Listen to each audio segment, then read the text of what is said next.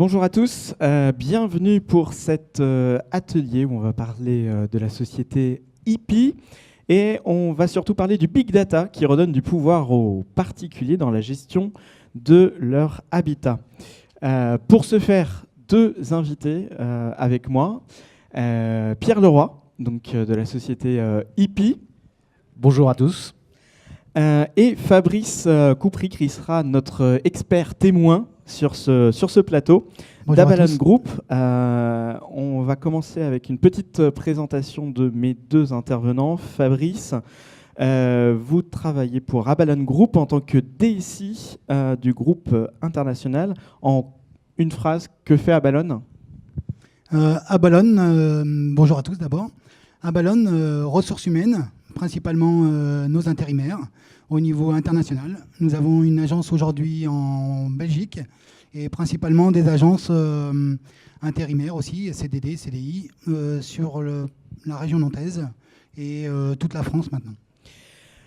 En plus d'être DSI, donc directeur des systèmes d'information pour Abalone International, vous êtes également Data Privacy Officer. Qu'est-ce que c'est qu'un Data Privacy Officer ?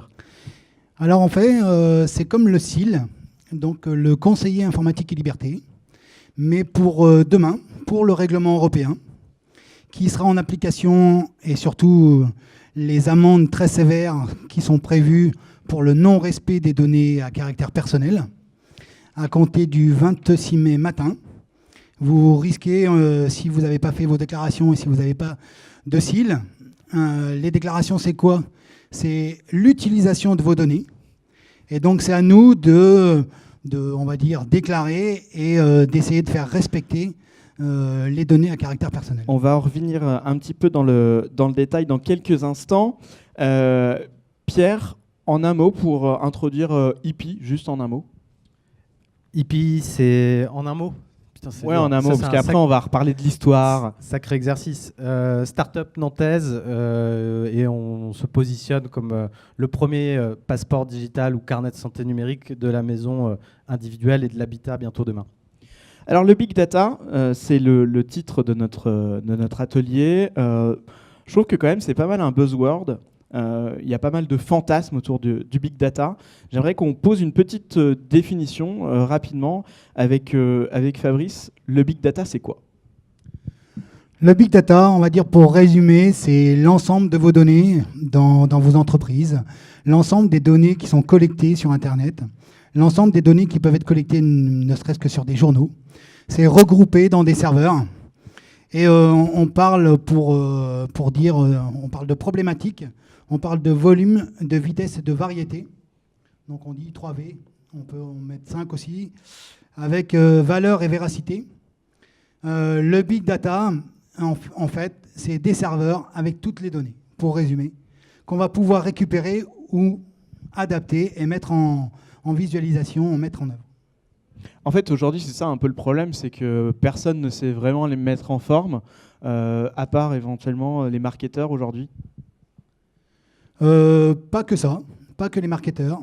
Je travaillais pour l'État auparavant. Et l'État arrive très bien à récupérer vos données. L'État encore aujourd'hui, enfin, du moins depuis le 1er novembre, on parle du fichier unique. Le fichier unique, c'est du Big Data. C'est pour avoir toutes vos données, surtout, et qu'est-ce que vous en faites ? Merci pour cette introduction sur le Big Data. Problématique quand même de droits qui vont débarquer.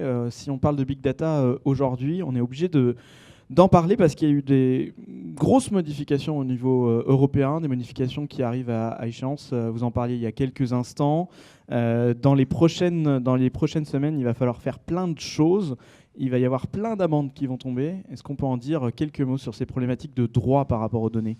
Alors plein d'amendes, il faut espérer que non, ou au moins pour les entreprises qui sont installées en dehors de l'Europe. Le règlement européen est sorti, il est à mettre en application et les amendes pourront commencer dès le 26 mai 2018.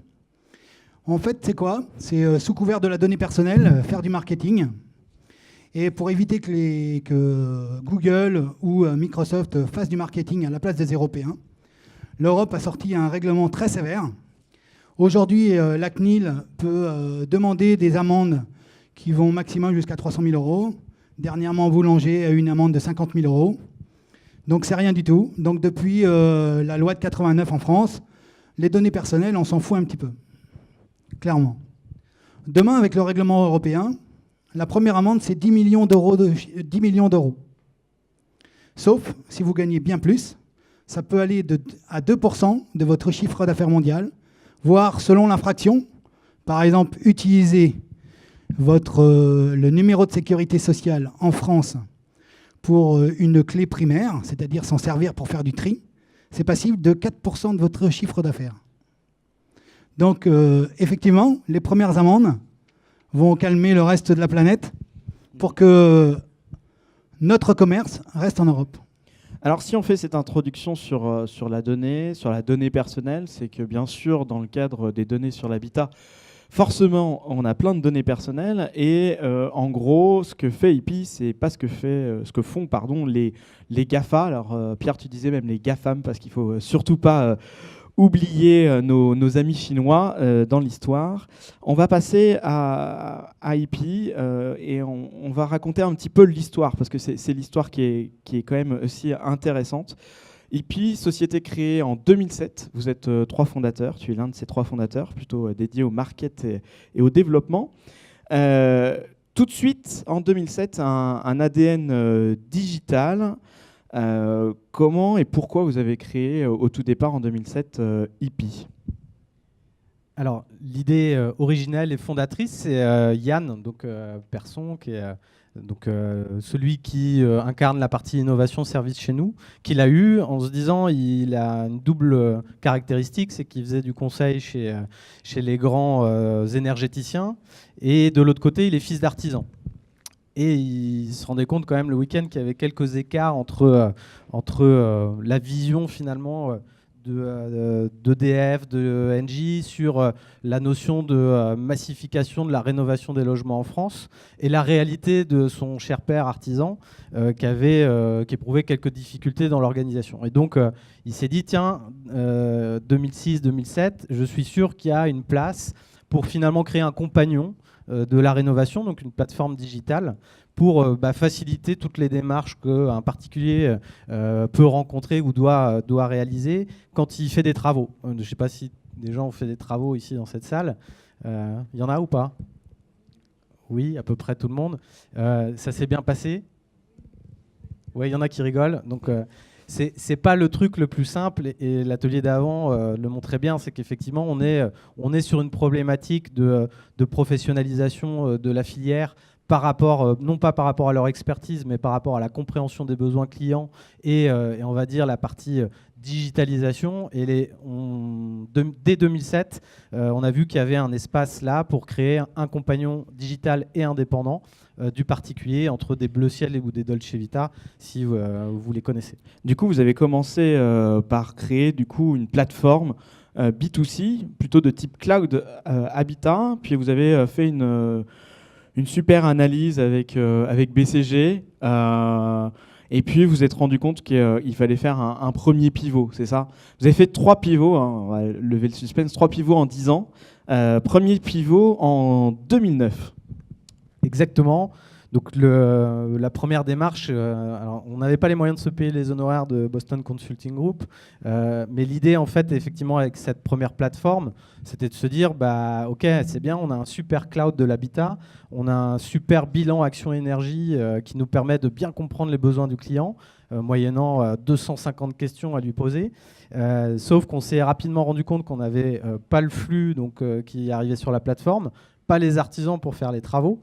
Et accessoirement, que notre bilan action énergie qui était super sur le papier, le client il avait juste pas le temps de répondre à 250 questions et il avait surtout pas envie de les payer. Donc c'est un peu compliqué dans ce contexte de survivre.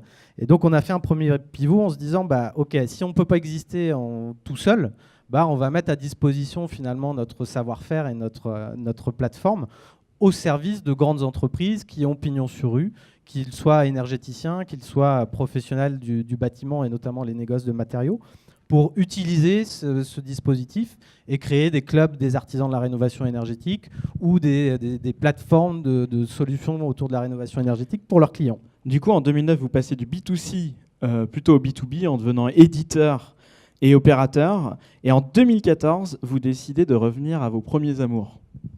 Exactement. Donc ce pivot-là nous a permis de faire 10 000% de croissance en 5 ans, un gros décollage, 12 000 artisans référencés dans notre dispositif, mais avec le goût de la proposition de valeur pas vraiment achevé, c'est-à-dire que à partir du moment où vous êtes en B2B2C et en marque blanche, en clair, c'est toujours le distributeur de vos solutions qui a véritablement le lien avec le client et qui le fait comme il l'entend, ce qui est logique puisque c'est lui qui est légitime.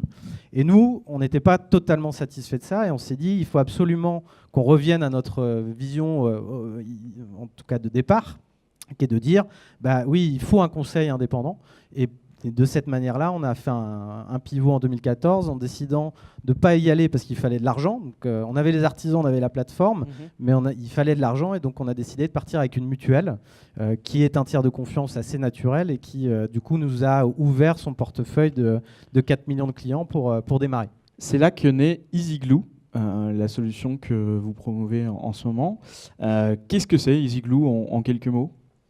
EasyGlue, en tout cas dans sa version actuelle, il y en a une nouvelle qui sort d'ici quelques semaines, c'est la possibilité de complètement révolutionner la notion de ce qu'on va appeler de home management et de gestion. Alors je ne sais pas si le home management, ça vous parle, mais ouais, si je vous la fais simple, aujourd'hui, quand vous rentrez dans votre maison, c'est un cycle, c'est une vie amoureuse d'environ 7 ans.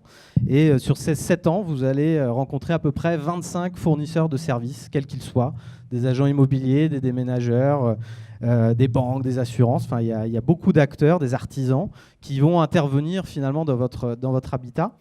Et quand on réfléchit 2 secondes à ce que c'est que la gestion de sa maison aujourd'hui, nous on dit que c'est un peu le shoesbox syndrome. C'est-à-dire que pour faire simple, c'est des papiers qu'on reçoit, qu'on met dans une boîte à chaussures ou dans un classeur quand on est mieux organisé.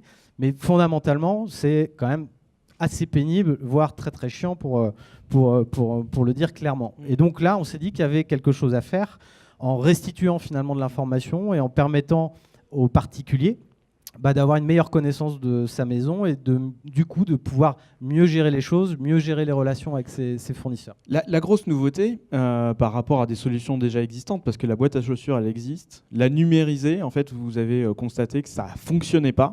Et la grosse nouveauté que vous apportez, et c'est là que le big data rentre en jeu, parce qu'en gros, personne remplissait ces données papier en ligne, c'est que du coup, en fait, vous vous êtes occupé, grâce au big data, de renseigner toutes les informations sur n'importe quelle une de votre maison ou appartement directement dans EasyGlue en rapatriant tout un tas de données. Exactement. En fait, la deuxième version de notre passeport, qui était une sorte de diagnostic conseil, on l'avait réussi à réduire à peu près les choses à 60 questions. 60 questions en termes d'expérience client, c'était juste la cata. On a fait augmenter le nombre de ventes d'antidépresseurs chez nos clients. En clair, 60 questions, au bout de 30, ils arrêtent. En fait, le particulier, on est tous très feignants et qu'on ne voit pas l'intérêt forcément d'aller remplir ce carnet de santé ou ce passeport de sa maison. Et donc là, on s'est dit, il faut changer la manière de faire. Et là, effectivement, on est passé d'une entreprise digitale à une entreprise big data, en partant du principe que finalement il y avait énormément d'informations disponibles sur l'habitat, entre l'IGN, donc des données cadastrales, vectorielles, des données je sais pas, de matériaux, de systèmes de rénovation. D'électricité. Et avec Enedis notamment. Et donc il y a énormément de choses. Et donc là, l'idée, ça a été de se dire, allons les scanner et ramenons-les pour les rendre et les restituer, les rendre visibles pour l'habitant et le particulier, de manière à ce que son carnet de santé soit quasiment pré-rempli. Et au pire, il n'aura plus qu'à le modifier si on n'est pas hyper juste dans le rapatriement des informations, puisque le big data a aussi des marges d'erreur, évidemment. On parle de big data pour notre auditoire, pour se représenter. Vous gérez combien de data chez EasyGlue du coup? Aujourd'hui, c'est plus de 100 milliards de data qu'on a rapatriés. Voilà, c'est plus de 35 millions de logements qui sont modélisés dans le dispositif. Donc, en clair, vous tapez votre adresse et avec cette adresse-là, on va chercher à peu près 700 informations un peu partout sur nos sources pour vous les ramener dans votre passeport. Ok, alors du coup, si je suis un utilisateur, vous pouvez faire le test si vous voulez. On rentre son adresse, on se localise en fait, ce qui va entraîner la création de son passeport. Ça va créer tout un tas de données que vous allez agréger, vous allez faire de la data vise. Mais après, à quoi ça va me servir? Qu'est-ce que je vais en faire des informations concrètement? C'est quoi les informations que vous allez calculer, générer? Qu'est-ce que je vais en faire? Le grand enjeu, il est là. C'est clairement de se dire, OK, j'ai de la data, super, mais what's next? Qu'est-ce que je fais avec? Donc, c'est comment finalement on traduit cette information-là de manière utile à celui qui y vit dans cet habitat, mais aussi à celui qui y travaille, puisque une base du modèle économique, c'est bien l'intermédiation qu'on va pouvoir faire entre celui qui vit dans la maison et celui qui va être fournisseur de services dans cette maison. Donc tout le débat, ça a été de se dire, je vais prendre un exemple très concret. Aujourd'hui, par exemple, on est capable de calculer, en tout cas de vous représenter les bâtiments gênants autour d'un habitat. Bâtiments gênants d'un point de vue masque lointain, en tout cas solaire, et donc d'impact et de performance thermique sur votre logement. Ok, quand vous voyez ça, le particulier, ça lui parle pas, les masques lointains et les bâtiments gênants. Par contre, l'ingénieur thermicien ou le conseiller, ça va être hyper important pour calculer une performance thermique. Par contre, traduire cette même information-là pour le particulier, c'est lui parler d'ensoleillement, de qualité de son environnement. Et donc, tout le travail, c'est de prendre cette information-là brute, de l'agréger, de la raffiner, de l'organiser, de la restituer au client de manière à ce qu'elle soit intelligible, que ça lui permette de prendre les bonnes décisions pour manager sa facture habitat. Et pour le professionnel, de gagner du temps, c'est-à-dire que s'il a de l'info fiable, ça lui évitera de peut-être 2-3 déplacements pour essayer d'avoir un bout d'info sur cette adresse. Pierre, quand on a préparé cet entretien, il y avait tout un tas de data, c'est vraiment vertigineux que vous récupérez sur l'habitat. Tu peux nous donner quelques exemples supplémentaires en plus de l'ensoleillement? Donc, vous allez avoir des informations effectivement sur votre propriété, donc les parcelles, voilà. Mais de là, on va pouvoir revectoriser plein de choses, donc avoir les murs, la composition des murs, l'orientation de la toiture, son inclinaison, le nombre d'étages, la surface. Sur la nouvelle version, on va aller aussi vers l'intérieur de la maison. Et puis après, il y a tout l'environnement, c'est-à-dire la partie scoring de l'ensoleillement, de l'accessibilité, de la performance énergétique. Aujourd'hui, déjà dans le passeport, vous pouvez faire un premier diagnostic énergétique gratuit de votre maison qui n'a pas de vocation réglementaire comme le DPE, mais qui vous apportera déjà énormément d'éléments et qui permet de vulgariser et de savoir quoi faire chez soi pour faire les bons travaux et avoir la meilleure performance sur votre facture d'énergie. Donc toutes ces informations qui étaient juste à présent plutôt propriété d'IGN, d'Enedis, ce genre de fournisseurs de données, vous les agrégez et en fait vous les rendez à l'utilisateur. Et c'est ça un peu le big data, c'est aussi de pouvoir rendre ces données à l'utilisateur. Vous parlez de home management, on a un petit peu parlé. C'est quoi votre vision par rapport à tout ça? En fait, nous, l'ambition qu'on s'est fixée, c'est de permettre à l'habitant de travailler à armes égales avec ses fournisseurs. Il y a un exemple que j'aime bien pour ceux qui ont des enfants. Vos enfants, ils rentrent chez vous, vous êtes vous au boulot. EDF est au courant au moment où ils allument la lumière. Google est au courant au moment où ils vont sur l'iPad faire une requête dans Google. Veolia peut être au courant à partir du moment où ils ont tiré la chasse d'eau, etc., etc. Mais vous, en tant que parent, vous n'êtes pas informé. Donc l'idée, c'est bien effectivement de se dire finalement comment toutes ces informations-là, je peux les restituer au client pour lui permettre de s'autodéterminer par rapport à un certain nombre de choses. Donc c'est rétablir des équilibres qui vont pour nous dans le sens de l'histoire, hein, c'est-à-dire la création de valeur, elle se fera dans l'équilibre entre les fournisseurs et les particuliers, et pas dans la domination, donc ce qu'on va appeler le CRM dans sa vision la plus réduite, c'est dire, nous en tout cas on promeut le sujet VRM, Vendor Relationship Management, donc c'est la possibilité pour le particulier d'avoir les mêmes informations que ce que EDF sait sur lui, et à partir de là, on va pouvoir faire quelque chose d'intelligent et de créer de la valeur ensemble. Ça veut aussi dire que, par exemple, à partir du moment où l'utilisateur connaît parfaitement bien sa maison, ça veut dire qu'il va pouvoir retransmettre toutes ces informations techniques, dont parfois on n'avait absolument même pas connaissance, à tout un tas d'artisans pour gagner du temps, pour faire des travaux. Exactement. Artisans, déménageurs, il y a plein de choses en fait où on peut. Nous, ce qu'on veut, c'est apporter des gains opérationnels à tous ces fournisseurs de services pour, en clair, qu'ils gagnent du temps dans leur prospection, dans la préparation, dans la qualité de service et de chiffrage de leurs interventions. Et de l'autre côté, effectivement, un temps gagné infini dans la prise de décision pour le particulier. Et donc, à partir de là, je pense que les deux faces de cette marketplace peuvent fonctionner et à travers un équilibre des choses. Du coup, 2 concepts à retenir pour vous, que personnellement, je ne connaissais absolument pas. Le VRM, donc le Vendor Relationship Management, donc quelque chose qu'on va voir de plus en plus arriver. Et puis, tout ce qui est self-data.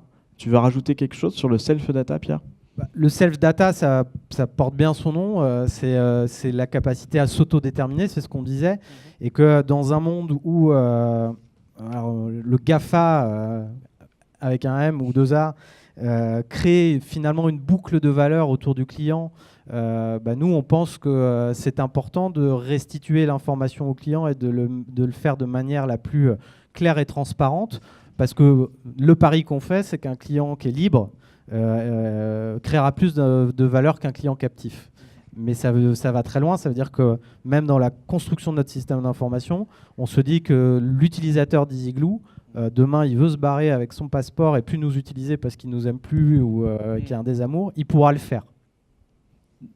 Très bien.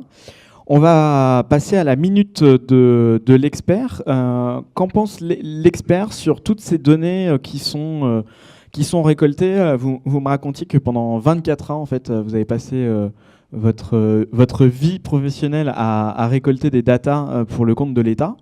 Vous avez fait une formation CNIL et puis tout s'est inversé. Exactement, je me suis attaché à récupérer, alors pas vos données, pas les données des Européens, mais à récupérer des données sur les théâtres extérieurs pour faire des recoupements dans des monstrueuses bases de données qui datent déjà depuis une vingtaine d'années. Et aujourd'hui, en fait, faire l'inverse, protéger vos données personnelles et mettre tout en œuvre pour guider chaque entreprise. En fait, c'est juste pour essayer d'être dans les clous par rapport aux données que vous avez besoin. Vous avez besoin de récolter des données. L'entreprise ici a besoin de récolter des données et vous les mettre à disposition. Et c'est de faire respecter ça et surtout de vous mettre en conformité pour juste éviter les amendes, mais pour que vous puissiez utiliser ces données-là. Quel regard vous portez du coup sur une solution comme EasyGlue qui vient récupérer tout un tas de données plus ou moins personnelles sur son habitat, qui les agrège? Quels sont les écueils, les choses auxquelles ils prêtent et ils doivent prêter attention?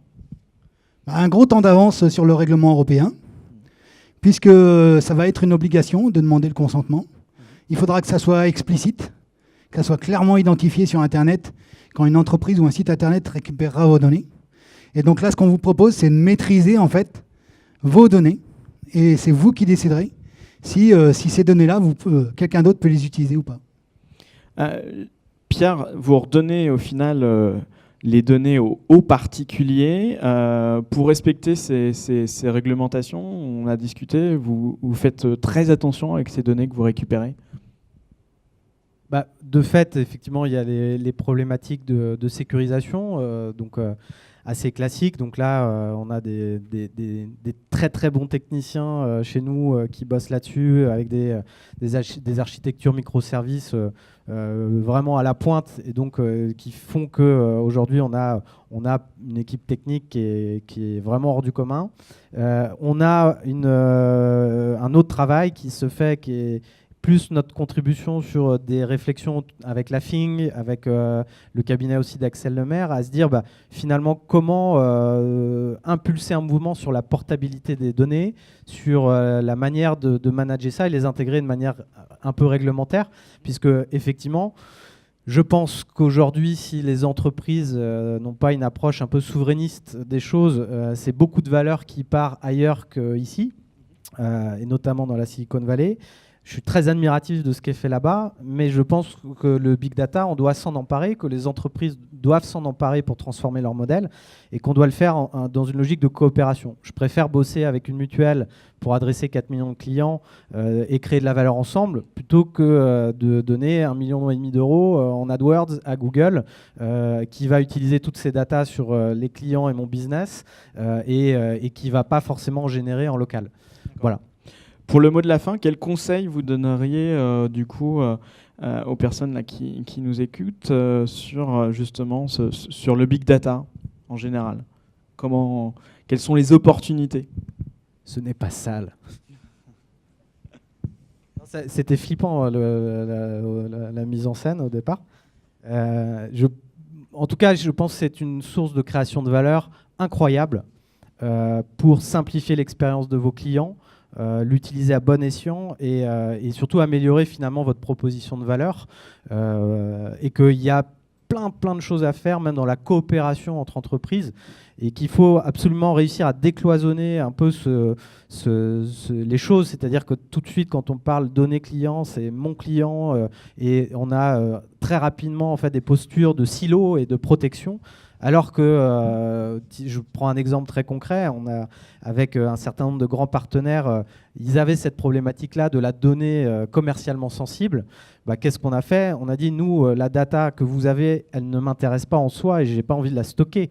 Moi, ce qui m'intéresse, c'est qu'elle vienne alimenter nos moteurs de recommandation pour délivrer une expérience au client. Et c'est pas du tout. Donc la data, elle reste chez toi. Je te donne mon algorithme pour que je puisse mouliner les choses et avoir une restitution auprès de mon client qui soit celle qui m'intéresse. Et enfin, surtout celle qui intéresse le client. Et c'est plein de nouveaux modes de collaboration et de coopération qu'il faut inventer autour de ça. Je pense qu'on est vraiment qu'au début de l'histoire. J'espère que la réglementation ne va pas venir tout fracasser en plein vol pour figer un système, alors que les autres, ils ont bien compris depuis quelques années comment ça se passait. Merci à vous deux, merci Pierre, merci Fabrice. Il est venu le temps des questions dans la salle. Avez-vous des questions? Je viens vous tendre le micro. Oui. Bonjour, désolé pour la voix. J'ai une question pour Pierre en fait. Jusqu'à la fin de ton intervention, j'avais pas compris la collecte des données, comment ça se passait. Et du coup, là, de ce que je comprends, c'est tu vas récupérer les données là où elles sont, avec des partenariats. Mais en même temps, si tu vas voir Enedis ou Veolia, tu vas pas rencontrer de résistance au fait qu'ils vont te laisser entrer dans leur base de données pour récupérer ces données. Enfin, ça se passe comment? Tu n'as pas de problématique à la collecte des données? La collecte des données, en fait, elle est très très hétérogène. Et c'est une des complexités du big data. C'est-à-dire que déjà, le type de données, entre des données numériques, vectorielles, des images, des photos, enfin, il y a énormément de choses hétérogènes qu'il faut déjà réussir à collecter. Ça, on a plein de sources. Des sources qu'on appelle open data, évidemment. Des sources qu'on appelle closed data, qui sont plus liées à des partenariats. Je pense à l'IGN, avec le cadastre, qui était un des premiers fournisseurs de Google et qui ne travaillait pas avec les startups françaises. On a été une des premières à initier ce type de choses, qui est quand même le comble. Donc il y a beaucoup de valeurs de data et d'état qui sont disponibles. Et puis il y a les data que nous, on a nous-mêmes modélisées ou créées, puisque ça fait 10 ans qu'on existe et qu'il y avait à peu près 70 000 chantiers de rénovation dans nos systèmes qui nous ont permis de mieux connaître et de modéliser des choses autour de la maison.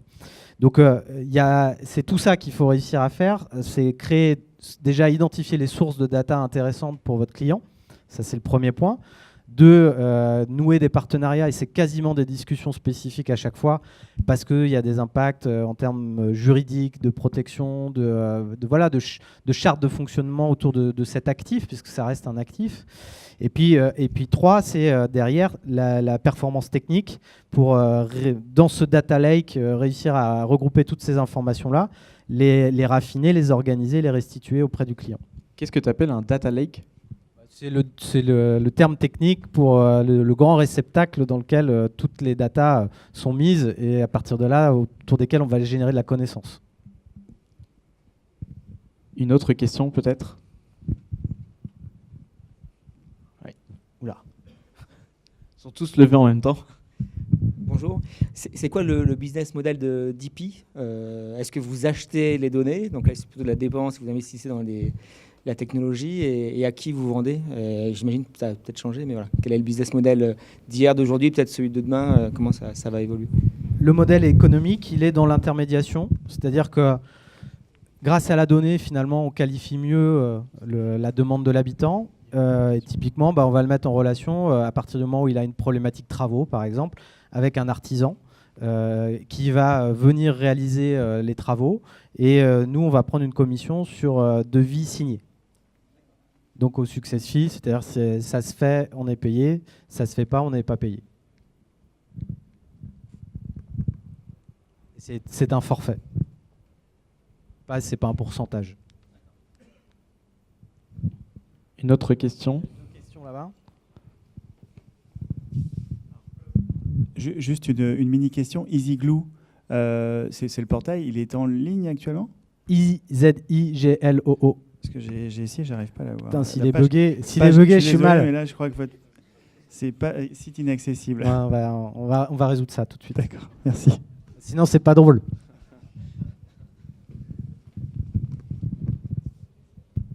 Bonjour. Bonjour. Encore une question pour Pierre, du coup. Quelle technologie vous utilisez justement pour exploiter ces données en big data ? Watch. Technologie vraiment Alors dans le sens technique du terme, en fait. Oui, j'entends bien. Ouais. Alors, il y a plein de choses.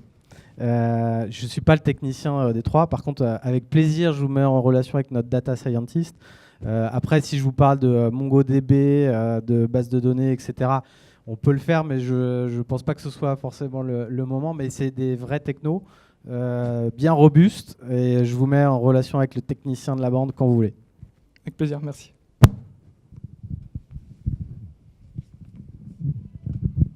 Bonjour. Est-ce que demain on peut imaginer qu'il y aura une sorte d'Argus des maisons en fonction des performances et des passeports ? Oui.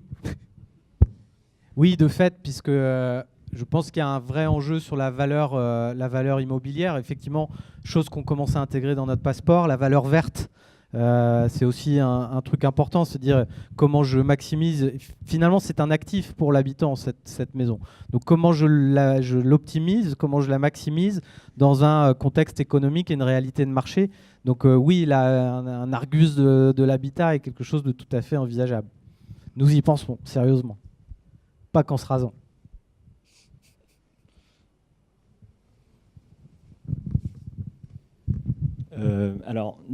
Ouais. Du coup, EasyGlue, vous en servez essentiellement pour des chantiers, mais dans la vie au quotidien du logement. Enfin, je veux dire, est-ce qu'il peut y avoir des usages dans la meilleure connaissance de son logement pour faire des économies, des choses comme ça, sans envisager de travaux, en fait ? Est-ce qu'on peut envisager EasyGlue dans cet usage ?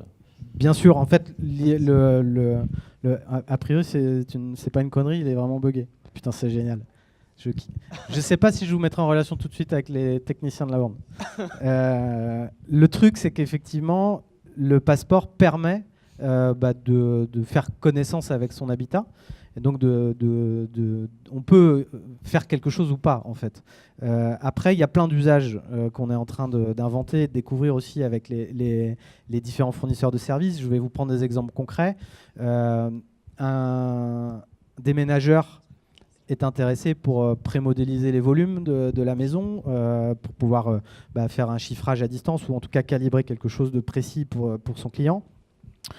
Autre exemple, un livreur de fuel est intéressé parce que j'envoie un petit ou un gros camion, ou est-ce que je peux travailler à une maille quartier pour optimiser une livraison. Je prends d'autres exemples, les agents immobiliers évidemment, qui sont dans un moment de réassurance vis-à-vis de leurs clients, leur apporter les points d'accès, les scorings liés à la sécurité, à l'ensoleillement, à la disponibilité du logement. Ce sont des choses... Donc, je pense qu'on n'est qu'au début de l'histoire. Tout dépend en fait de notre créativité. J'en ai un autre qui me revient en tête, les assureurs habitation qui nous disent aujourd'hui, moi j'aimerais pouvoir créer une police d'assurance dynamique en fonction de la connaissance du logement et de la capacité du client à la manager, et donc faire des offres un peu affinitaires et ciblées en ce sens. Donc oui, je pense qu'il y a plein de trucs à faire. On n'est qu'au début. La question était, est-ce qu'on peut récolter de la donnée au sein du logement ? Au sein du logement, on ne peut le faire qu'avec la complicité de l'habitant. Donc on lui donne des outils pour effectivement, là pour le coup, on peut pré-modéliser des choses, deviner par rapport à une surface le nombre de pièces, et puis par rapport au template d'habitat qu'on connaît, savoir quel système ou quel type de matériaux ont été mis. Mais voilà, le prédictif va être utile. Mais il y a besoin véritablement d'un accompagnement soit de l'habitant, soit d'un professionnel qui est aussi sur place, puisqu'il faudra quand même se déplacer à un moment donné. Ça veut dire que vous allez connecter plus tard EasyGlue avec des objets connectés comme la Nest par exemple ou... Alors, la Nest, pas forcément... Je connais mon goût pour le GAFA, mais c'est hyper intéressant. On l'a déjà fait. On a déjà fait des tests avec une start-up nantaise sur des capteurs météo. Évidemment que la plateforme, elle est prête à recevoir des connexions. Après, l'IoT, l'objet connecté, c'est vachement bien, mais je pense qu'il y a plein de choses à faire en amont avant de dépenser 1000 ou 1200 € dans une installation domotique. On peut faire plein de choses sans ça. Ce sera qu'un plus. Est-ce qu'il y a une dernière question ?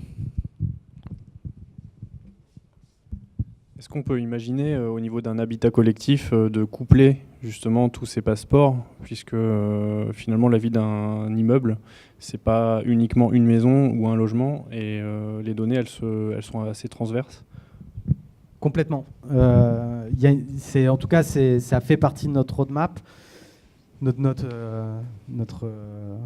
ouais, je sais pas comment dire. Là, cette fois-ci, je peux pas t'aider. Merde. Notre feuille de route. Merci, monsieur. Putain, c'est très bien. Oui, le collectif impose d'autres complexités par rapport au système décisionnel. Donc, on ne s'est pas ciblé en priorité là-dessus. Mais oui, évidemment que c'est la logique des choses. Si on peut aller jusqu'à l'appartement individuel et la gestion d'un ensemble d'appartements, c'est hyper intéressant. Merci Pierre, merci Fabrice, merci à vous. Je vais vous mettre à contribution puisqu'on vous demande une petite évaluation de cet atelier. Tout simplement, vous allez sur evals.fr, vous rentrez le code DC16 et vous allez pouvoir noter cet atelier. Je vous en remercie. Très bonne continuation pour les autres ateliers. Bonne fin de journée.